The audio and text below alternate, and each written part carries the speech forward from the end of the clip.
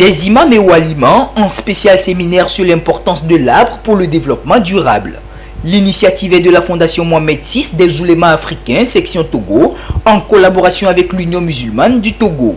Cette rencontre, qui a permis de réunir au total une quarantaine de participants, s'inscrit dans le cadre de la célébration de la Journée nationale de l'arbre le 1er juin prochain. Il s'agit pour les organisateurs de réitérer une fois de plus leur engagement et leur volonté à accompagner les politiques en place au Togo en faveur de l'environnement. Une action qui, au-delà de tout, répond également à l'une des recommandations dans la foi islamique, selon le président de l'Union musulmane du Togo. L'arbre intervient beaucoup dans la vie de l'homme. En utilisant l'arbre pour ses besoins socio-économiques, eh bien, nous débattons également l'environnement. Et le prophète Mohammed lui-même a dit pendant la guerre de ne pas toucher aux arbres, de sauvegarder les arbres. Voilà la portée, disons, religieuse que constitue l'arbre. Présent à cette rencontre, le ministre de l'Environnement et des Ressources forestières, Foli Bazi Katari, n'a pas manqué de saluer l'initiative qu'il a jugée assez louable. Il a par ailleurs invité à ce que cela perdure afin d'aider le gouvernement à la réalisation et à l'atteinte de sa feuille de route consacrée à l'environnement et à la couverture forestière. Le chef de l'État, son Excellence Paul Eswazina Gnassingbé, a engagé notre pays dans une ambition, celle de reboiser au moins 1 milliard d'arbres d'ici 2030. Nous sommes venus pour soutenir la Fondation Mohamed VI, et particulièrement son président section du Togo, pour avoir fait de l'arbre une certaine forme de préoccupation. En organisant une assise pareille, c'est que la fondation œuvre pour la politique du chef de l'État et du gouvernement. 2 communications sont développées au cours de ce séminaire. La première sur la place de l'arbre dans l'environnement, le cadre légal de la protection de l'arbre au Togo, puis la seconde sur la valeur de l'arbre selon la science islamique. Nous sommes venus en tant qu'experts. Notre rôle ici, c'est de leur montrer comment faire le reboisement, de façon qu'on ne plante pas inutilement, mais que cela puisse aller grandir et servir. Et quel type d'arbre il faut planter sur quel espace.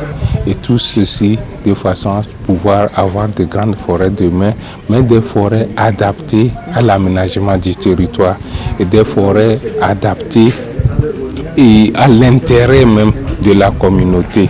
Et aussi leur présenter le cadre légal de l'exploitation de l'arbre. Par cette initiative, la Fondation Mohamed VI prouve une fois de plus son engagement en faveur de la préservation des ressources environnementales. Rendez-vous le 1er juin pour la mise en terre des plans. «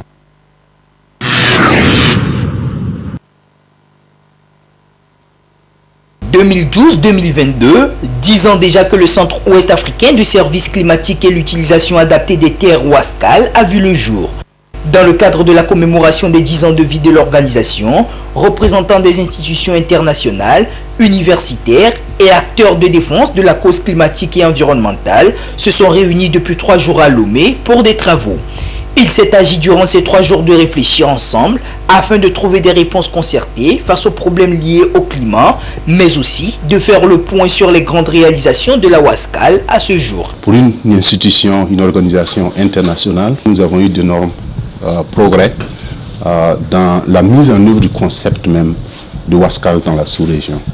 Parce qu'il s'est agi de pouvoir renforcer les capacités scientifiques de la sous-région ouest africaine pour nous permettre d'avoir une meilleure compréhension des questions climatiques et de l'utilisation des terres, mais aussi pour nous permettre de renforcer les différentes capacités à toutes les échelles.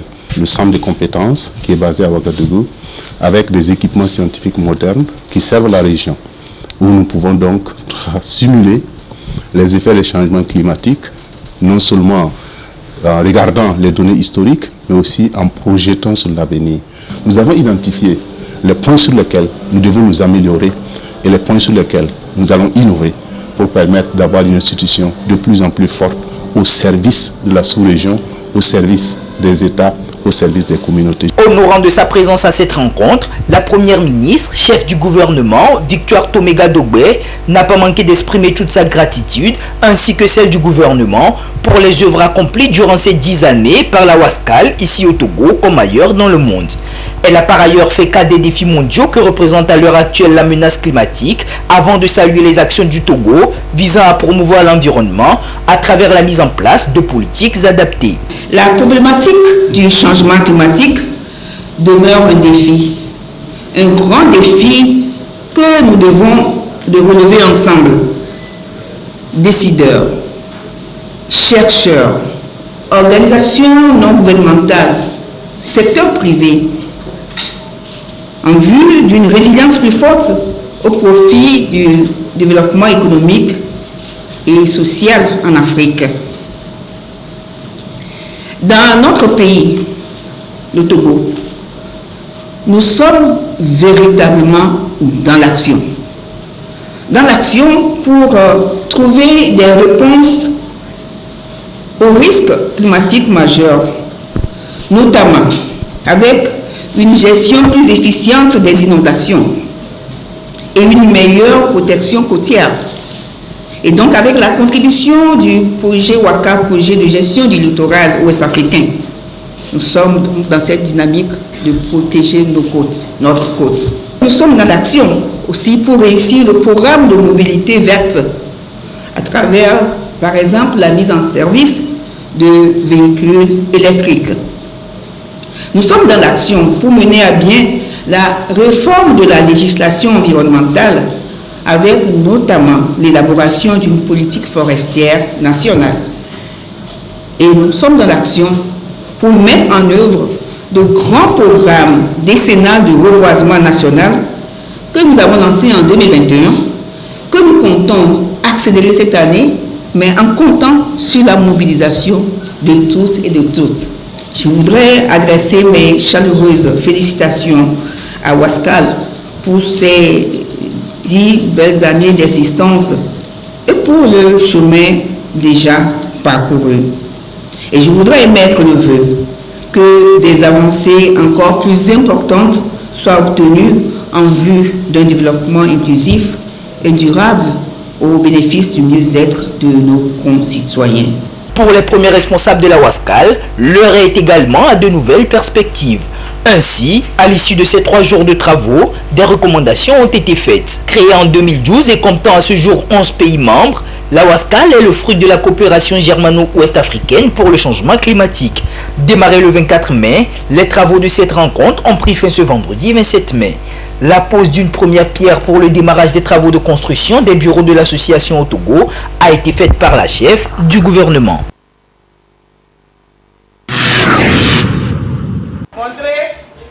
Du 31 mai au 2 juin 2022 est prévu au Togo l'examen du certificat d'études du premier degré CEPD. Après presque 8 mois de cours et une année scolaire passée dans la sérénité, c'est bien le temps venu pour les évaluations. Pour s'informer sur les préparatifs et dispositions au niveau de l'administration, nous avons approché le chef d'inspection à Gouest et Ouest. Nous avons déjà commencé à faire la révision avec nos élèves dans toutes les classes et nous sommes déjà au début du CPD, c'est-à-dire que les commissions sont déjà presque prêtes. La commission des surveillances, la commission de la correction et les commissions même de secrétariat, tout est déjà mis en place. Nous allons maintenant rencontrer les chefs centres, essayer de discuter avec eux. Et déjà le lundi, ceux-là qui seront appelés pour le secrétariat, on sera aussi également avec eux. Avec la suppression ou l'interdiction des cours de répétition payants dans les établissements scolaires par le ministre en charge du secteur, les effectifs semblent s'augmenter dans les écoles publiques. Mais les responsables disent avoir pris la mesure de la situation pour que les élèves soient bien préparés avant l'examen.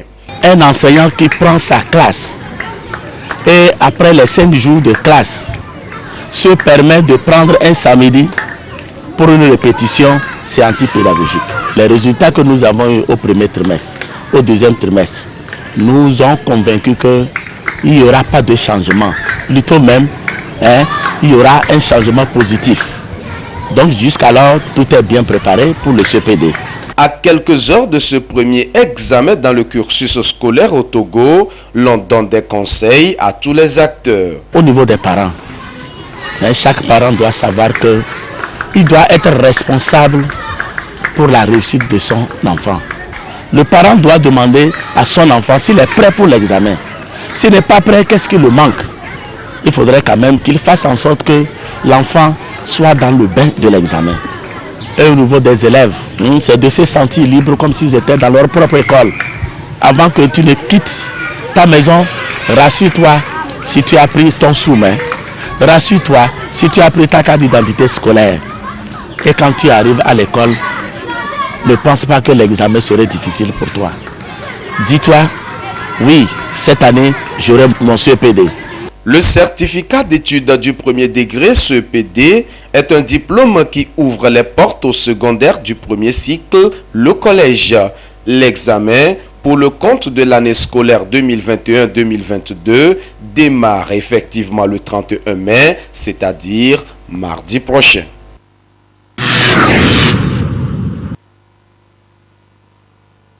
Le stationnement anarchique des véhicules gros porteurs est un fait souvent remarquable sur nos routes. Un acte qui a priori provoque l'encombrement des voies, empêchant ainsi un bon déroulement du trafic routier. Que ce soit ici sur la voie menant de l'échangeur d'Agoué à Kégué ou encore sur la voie Agoué-Zongo-Toglé-Kopé, c'est à volonté que les conducteurs de ces engins stationnent. Des comportements contraires aux règles de la sécurité routière qui sont souvent source de nombreux accidents de circulation. Ce qui est anarchie, c'est que ce n'est pas légal. Donc par conséquent, ce n'est pas autorisé.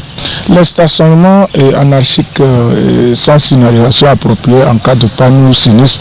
Les dangers auxquels malheureusement nous arrivons, c'est que c'est des cas d'accidents graves dans lesquels on déplore des morts. Imaginez un camion ou un usager dans un coude qui stationne sans signalisation et en temps de nuit, le résultat c'est que l'autre va lui rentrer dedans.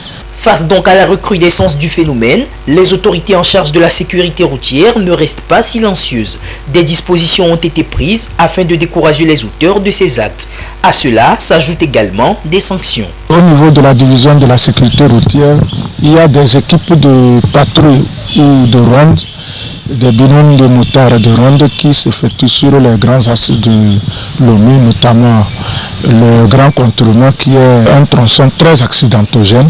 Et par ce fait, nos binômes, dès lors qu'ils constatent un cas de stationnement non approprié, ils font appel au service de la SNCT, c'est-à-dire la grue qui vient les enlever de leur lieu de panne pour les disposer hors de la chaussée. Les sanctions, le code de la route le prévoit. C'est quand il y a un stationnement en cas de panne sans signalisation appropriée, les peines vont de 20 000 en allant par rapport à la durée que la personne aurait effectuée là-bas. Nos concitoyens continuent par se faire tuer pour des cas de stationnement non approprié.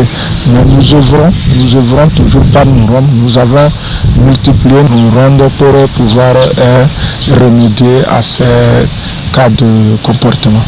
Pour donc éviter de tomber sous le coup de ces sanctions dues au stationnement anarchique, les responsables de la division de la sécurité routière en appellent au civisme des conducteurs. Quand vous êtes en panne, faites tout pour disposer des triangles, une signalisation adéquate pour signaler aux autres usagers que vous êtes en difficulté en cet endroit. Et je pense que ce faisant, nous allons nous en tirer des accidents au cours desquels malheureusement on déplore des cas de mort. Seul le respect du code de la route ainsi que la prise en compte de ces conseils pourront limiter, voire éradiquer les accidents sur les routes.